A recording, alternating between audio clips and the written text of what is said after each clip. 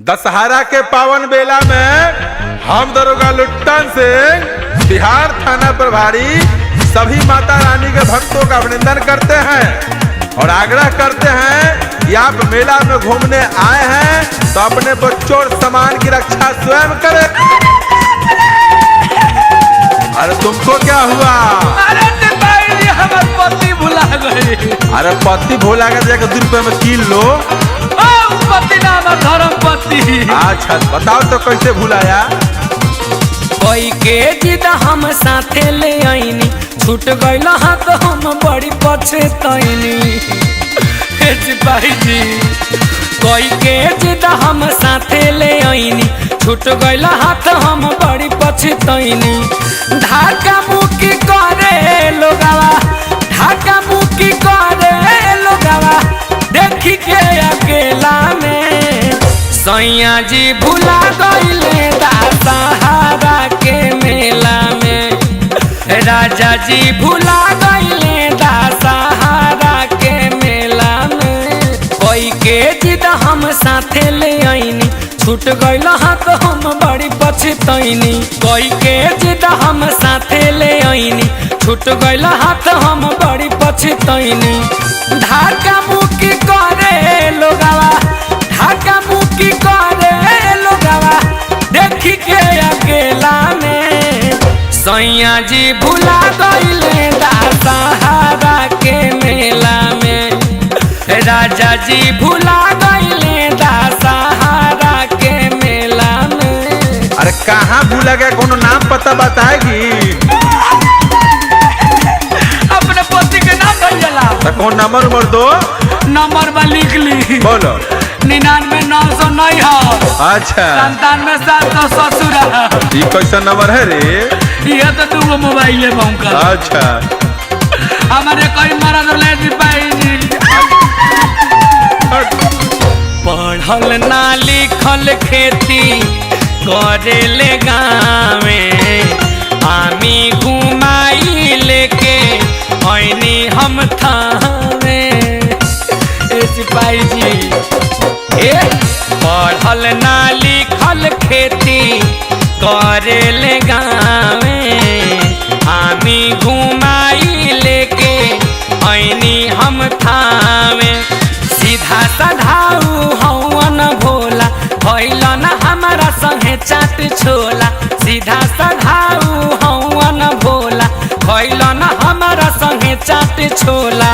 जाएम कैसे घरवा हम, जाएम कैसे घरवा, पड़ल बानी झमेला में सैया भुलाइले दशहरा के मेला में।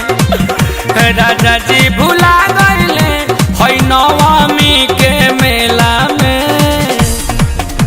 अरे कैसा नंबर दिया क्यों नहीं लगता है? वो नंबर है सिपाही जी। अच्छा पहले रोज खैनी खाने दे तो तुम्हारे पति का पता लगाते। तू खैनी खाता रहो। अरे बैठो ना, तब ना रात भर में पता लगाएंगे। खाली चिल्ला के बताओ जिसका कैसा चिन्हाती है तब ना खोजेंगे। पहचान कोनो बताओ। बताओ तनी सिपाही जी। हाँ बताओ। कोयले रहनी अखिया में उनका कजरावा, लागी न सैया पर केहू के नजरावा। कहने की सुनो, कोयले रहनी अखिया में उनका कजरावा, लागी न सैया पर केहू के नजरावा। गर्दन में पेन्हले बड़े उमाला, पूर्व पश्चिम उनका ना बुझाला। गर्दन में पेन्हले बड़े उमाला, पूर्व पश्चिम उनका ना बुझाला। कतही ना नजर आइले, कतही ना नजर आइले भगतन के रेला में सैया भुलाइले दशहरा के मेला में। राजा जी भुलाइले है नवमी के मेला में। सिपाहियों से आग्रह है कि 4 जवान गांधी चौक के पास चले जाएं और 4 जवान जो थावे मंदिर है उसके पीछे चले जाएं। अरे क्या हुआ? लो है बतिया तुम पति से। हमार ए जी सुनते हैं, हमरा और मेरा खुदा नहीं बोला तानी। अच्छा जहाँ बाहर वहीं पे खड़े हो जाए, हम आपको ढूंढ लूंगी। अच्छा। पांडे पवन तू ही कर न पाता, कहा जाने कहाँ से भइले न पाता।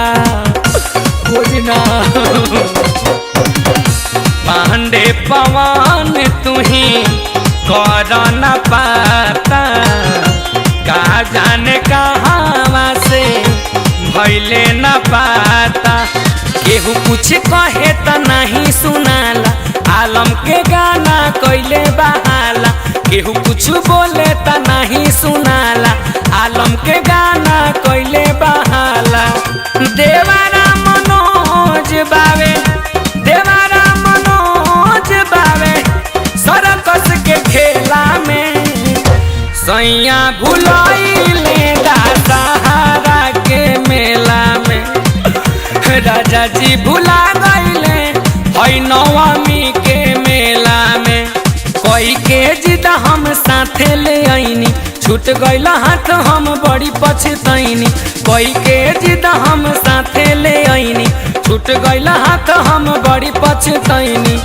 धाका मुकी करे लोगावा, धाका मुकी करे लोगावा, देखी के अकेला में सैया भुला गईले दशहरा के मेला में। राजा जी भुला गईले हई नवमी के मेला में।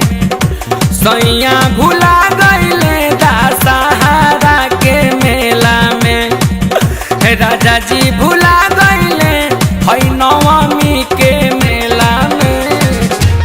हे स्वामीनाथ।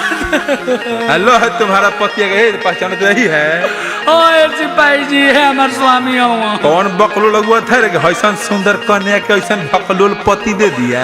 उहे अगुआ हुआ न शंभू बाबा। और कौन है? ना भगवान।